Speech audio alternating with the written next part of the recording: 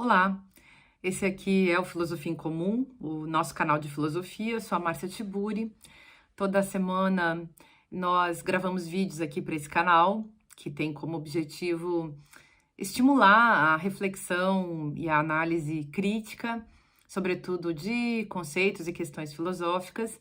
Atualmente, devido às circunstâncias brasileiras, todas as nossas discussões filosóficas tendem à questão política, e vocês podem olhar os vídeos do Abecedário Político, que é uma série que a gente grava aqui toda semana também.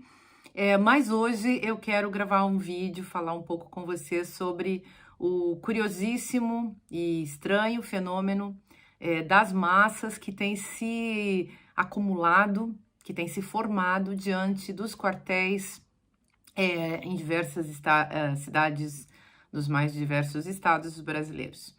E muitas pessoas têm olhado com perplexidade para essas manifestações, porque são manifestações que usam uma forma democrática para pedir conteúdos e ações antidemocráticas. Então, essas manifestações, elas se elaboram dentro de um cenário, de uma performance paradoxal que tem que nos deixar preocupados, por mais que nós possamos também, muitas vezes, achar graça, achar risível aquilo que está sendo exposto, enfim, por essas pessoas diante desses quartéis. Quando elas pedem intervenção militar, quando elas rezam para o muro, quando elas agem como se elas estivessem em 1964, quando teve um golpe militar seríssimo no Brasil, que todo mundo conhece. Então, a atitude dessas pessoas é uma questão a refletida, a ser pensada. E é a atitude, claro, de cada indivíduo. Aquela pergunta, por exemplo, que Freud fazia no seu livro chamado Psicologia das Massas e Análise do Eu. Ele se perguntava por que as pessoas abandonavam a sua autonomia, a sua individualidade e se entregavam às massas. E isso era uma preocupação bastante séria para ele na época em que ele já percebia, ali nos anos 30 do século XX, que havia uma tendência a esse tipo de performance, a construção das massas, a essa manifestação dos indivíduos dentro das massas. Preocupava sobretudo a Freud a entrega. Por que essas pessoas abdicavam da sua autonomia, ou seja, da sua capacidade de pensar, de refletir, e do seu valor próprio também, do seu amor próprio, da sua autopercepção como um indivíduo que é livre, que vive a sua própria vida e que se autocompreende e que tenta se entender. Então, por que será que esse indivíduo, essa pessoa, se entrega a essa massa, abandona, portanto, a sua liberdade e vai lá agir como qualquer outro, fazer aquilo que os outros estão fazendo, bastante, vamos dizer assim, entregue a partir de uma espécie de irresponsabilidade individual que é garantida pela massa. Então, talvez as pessoas tenham, nesses contextos, talvez elas tenham o gozo, a satisfação profunda, que o gozo também é um conceito que vem muito da psicanálise, né? Entre Freud e Lacan, essa ideia vai se desenvolvendo. Então, essa satisfação profunda, que é uma satisfação do eu, de se jogar justamente nesse contexto geral no qual a pessoa pode abdicar, pode se livrar da sua liberdade e dessa maneira também se livrar da sua responsabilidade. E talvez seja justamente isso que esteja acontecendo agora lá na frente dos quartéis. Mas tem outros aspectos que também são bem importantes. Um deles é que a política foi transformada em publicidade. Isso significa que as pessoas já não têm mais com a política uma relação essencial e ontológica. Quer dizer, a política não é mais para as pessoas a instância da construção da cultura, da decisão sobre o coletivo. A ideia do coletivo se apaga, do coletivo consciente se apaga e dá lugar justamente às massas delirantes que não se constituem mais como um povo que pensa, mas se transformam simplesmente em massas irracionais, manipuladas e formatadas e levadas conforme os demagogos de plantão desejam que elas andem. Então, essa também é uma questão para a gente levar em consideração.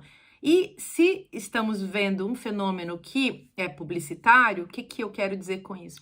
Que esses grupos, essas massas, diante desses quartéis, estão sendo conduzidas por demagogos. Vocês devem lembrar que Aristóteles já dizia que a democracia degenerava em demagogia.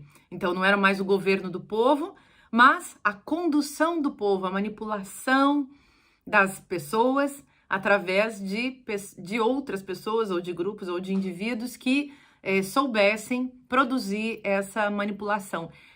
Nesse sentido, a gente pode resumir que acaba o povo, não tem mais povo, e entra em cena a massa desembestada, a massa irracionalizada. A massa, evidentemente, é uma entidade que não pré-existe aos seus manipuladores. Eis a questão também. Então, é preciso construir alguma coisa, levantar um aspecto, criar uma fake news, sinalizar que é preciso olhar para um determinado ponto, e assim você consegue criar as massas. As massas no século XX, elas se tornam cada vez maiores, porque existe uma população muito maior, mas também porque existem meios tecnológicos de criação de massas. Então, você cria massas diante dos vídeos, diante do cinema, diante dos cartazes, diante de alguma coisa, de algum objeto que permite essa concentração da atenção. Então, quando você consegue manipular uma massa, é porque você chamou a atenção de um grupo, e esse grupo vai aumentando à medida que a atenção é capturada. Tem um processo, portanto, de produzir essa concentração artificialmente. E é isso que os meios de comunicação, ditos meios de comunicação de massa, fazem. Mas é isso também que a indústria cultural, sobre a qual a gente já falou tanto, também faz. Bom, e se a política virou publicidade, significa que hoje ela não é mais simplesmente comandada pelos políticos, ainda que, evidentemente, seja, mas esses políticos já entenderam que eles precisam dos marqueteiros, eles precisam do marketing, eles precisam da propaganda. Ok, sempre foi assim, mas foi cada vez mais assim no século XX, sobretudo a partir do nazifascismo. Hitler era uma figura que tinha plena noção da importância da publicidade na sua época e usou a rádio, o rádio usou o cinema para produzir justamente essa adesão das massas através de mentiras, de fake news, de um discurso enganoso. O que, afinal de contas, que se oferece às massas? Essa é uma questão fundamental também para a gente entender o que está acontecendo diante dos quartéis. Alguma coisa é preciso oferecer às massas para que elas possam ficar concentradas na forma de massas. É preciso oferecer alguma coisa a cada indivíduo para que ele se jogue nessa formação oceânica aberta que é a massa. Ele precisa receber alguma coisa em troca, ele precisa ser satisfeito. Então, para concentrar uma massa, você deve adular uma massa, ou seja, fazer com que cada indivíduo se sinta contemplado naquilo que ele está vivendo. Ele precisa ter uma experiência de profunda autossatisfação, ele precisa entender que ele chegou num lugar no qual ele encontrou uma espécie de sentido, e um sentido que é recolocado, revalorizado, incrementado a partir da presença também dos outros corpos. É a sensação que as pessoas têm num show de rock, elas têm essa sensação num jogo de futebol, elas têm essa sensação diante de uma tela de cinema, essa sensação de plenitude, de estarem absolutamente contempladas pela cena. Mas isso pode avançar e se transformar numa produção também de êxtase religioso. Então, a sensação de que esse sentido não é apenas o sentido da festa, como no cinema, ou da alegria, ou de um sentimento, enfim, que traz um alento, mas, como a gente encontra também, muitas vezes, no carnaval, aquela sensação de alegria plena junto com outras pessoas, com uma multidão, com um bando de gente que produz uma energia, uma espécie de eletricidade da diversão. Mas, no caso da massa que vive uma experiência de êxtase religioso, isso ultrapassa os limites da razão, que nos momentos de festa ficam sempre muito fortes, evidentemente. Os limites eles são esgarçados em função dessa energia que é muito forte, e as pessoas então sentem algo que é extasiante. O êxtase religioso, ele pode ser produzido, e é isso que as religiões de mercado, essas religiões que são empresas que faturam muito dinheiro com as pessoas, extorquindo as pessoas ou seduzindo as pessoas, fazendo com que um cidadão, uma cidadã qualquer, entregue a sua vida material, inclusive aquilo que são os meios do seu sustento, para um pastor, para um mistificador qualquer que usa de retóricas, usa da sua lábia, usa de manipulação também, não apenas do sistema da crença, né, se a pessoa acredita em Deus e teme a Deus, mas usa uma manipulação que também é uma manipulação dos afetos. Então, manipula a inveja da pessoa, o medo da pessoa, o desejo da pessoa, o ressentimento da pessoa, enfim. O indivíduo precisa ser manipulado para ele fazer parte da massa. E é preciso dar a ele, então, uma sensação de completude gigantesca. Ele precisa estar completamente fora de si, dependendo da circunstância. E talvez nesse momento, as massas que estão na frente dos quartéis estejam sendo compradas não apenas por sanduíches, almoços, talvez algum dinheiro, até a gente viu que existem patrocinadores desses eventos, patrocinadores que muitas vezes são sonegadores de impostos e que preferem, por princípio, sonegar impostos, porque não tem senso de coletividade, mas gostam muito de manipular as massas e produzir nessa manipulação também uma publicidade que é para o seu próprio jogo econômico e político. Nesse caso também é bom lembrar que existe esse interesse econômico, político por trás desse tipo de manifestação e que isso tudo é patrocinado por pessoas que sabem manipular os jogos publicitários. Existem publicitários que têm vendido projetos para a extrema-direita no mundo todo, então publicitários que trabalham para a extrema-direita nos Estados Unidos, na América Latina, no Brasil, na Europa, e eles trabalham justamente com a ideia de que a política já não importa, a política no seu sentido trágico, no seu sentido sublime, no seu sentido humano já não importa.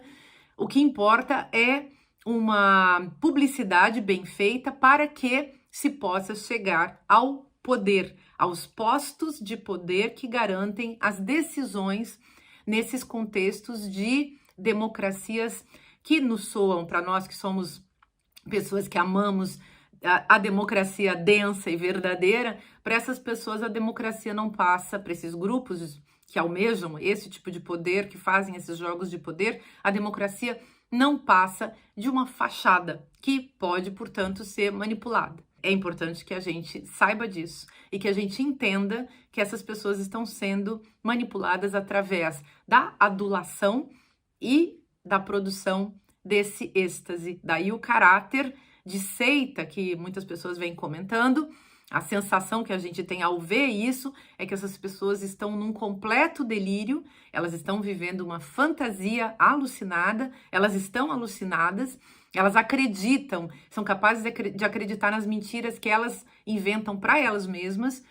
Pelo WhatsApp, por exemplo, circulam notícias que pessoas que estão fora desse circuito, desse êxtase, não recebem. Então, essas pessoas passam a acreditar em coisas que foram inventadas para que elas permaneçam na frente dos quartéis. Na hora que elas acordarem desse êxtase, que elas acordarem desse êxtase orquestrado e manipulado, que elas acordarem do delírio, talvez elas caiam num profundo sofrimento. E quando elas perceberem o que elas mesmas foram capazes de fazer. E um último tópico que eu queria comentar sobre isso é que essas pessoas, uma prova, né, de que elas estão num êxtase, é que elas perderam completamente a vergonha. Então, no carnaval, por exemplo, é desejável que a gente brinque, perca a vergonha, se fantasie de Napoleão, Cleópatra, Deus, Jesus Cristo, palhaço, não importa. Qualquer fantasia que a gente use é uma fantasia que nos permite também brincar, tanto que a gente pode perder a vergonha. Inclusive, existe uma exposição dos corpos no carnaval que flerta com a sensualidade, com o erotismo e tudo isso que são questões justamente relacionadas ao tópico da vergonha. Quem é capaz de mostrar o seu corpo nu ou não, mas no jogo do carnaval tudo isso é aceitável, por quê? Porque no carnaval, tudo aquilo que parece irracionalidade, loucura, delírio, é brincadeira. Portanto, não é delírio, não é loucura. É uma brincadeira, um jogo de consentimento que permite, portanto, esgarçar os limites do racional, dentro ainda de limites. Mas, no contexto dessa manipulação de massa, desse êxtase, que não é o êxtase da brincadeira, da diversão, do carnaval, as pessoas estão acreditando, elas realmente estão tomadas pela crença de que houve fraude nas urnas, de que ministros do STF foram presos, de que eles estão do lado de bandidos, de que eles são bandidos.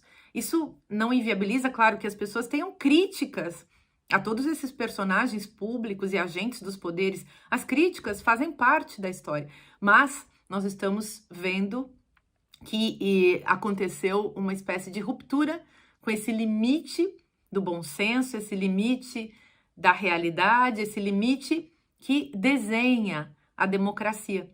Essas pessoas não conseguem mais ver esse desenho, esse contorno da democracia. Elas saíram de si e, saindo de si, juntos, num contexto de massas manipuladas, elas saíram também da democracia. Para elas voltarem para a democracia, elas precisam voltar para a sensação, para a percepção de que existe um limite, de que existe um limite da razão. E esse limite da razão, ele precisa ser garantido nesse momento pelas instituições que defendem a democracia.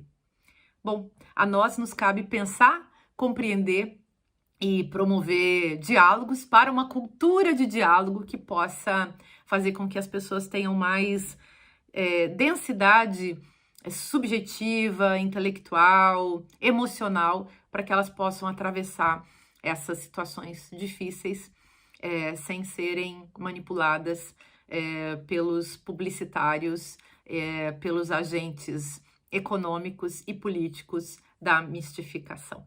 Bom, obrigada. A gente se vê no próximo vídeo. Se vocês puderem se inscrever no canal, eu agradeço. E anotem as notificações, né? Existem notificações que vocês podem demandar e receber vídeos toda semana. Um grande beijo e até a próxima.